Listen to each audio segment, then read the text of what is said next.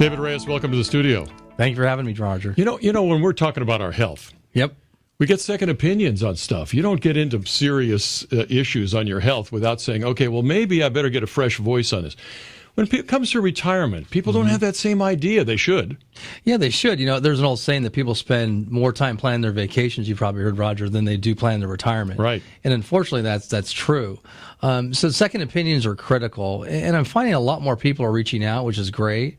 The two biggest things I think for people to know that I think would be helpful to your listeners is, A, I think if you're going to get a second opinion, we're going to talk about fiduciaries later, but get it from a fiduciary, somebody who has an unbiased fiduciary duty to And explain why a fiduciary is unbiased. Well, because they have a legal duty to put your interest ahead of their own. So at least you're going to get somebody that is in that opinion. So it's about as objective as you can get. So if you're going to get a second opinion, get one from a fiduciary. And you are? A fiduciary, obviously. There you go. And we choose to be. We don't have to be.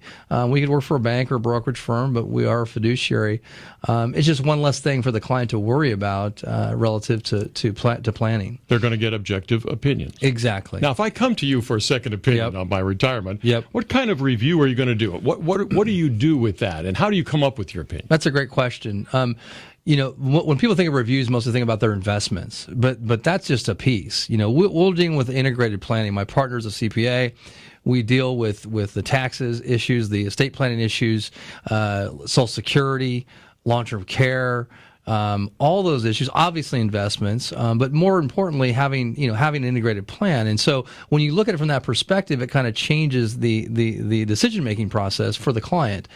So I always say an investment plan is not a retirement plan. So that's the foundation of a second opinion. The key thing you just said, which I thought was really important, David, is that you're integrating the concerns people are going to have when they're past 65, 70 years old, to integrate things like, okay, how do I plan for all that aspect of retirement you mentioned? And you're into all those. Yes. I feel it's a have to. You cannot do, it's too complicated now.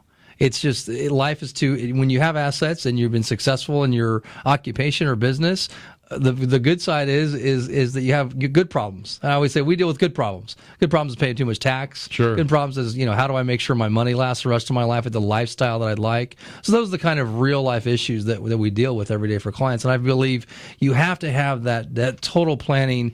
And there's no accident that our name includes the word architecture, because we really are building and designing plans for clients.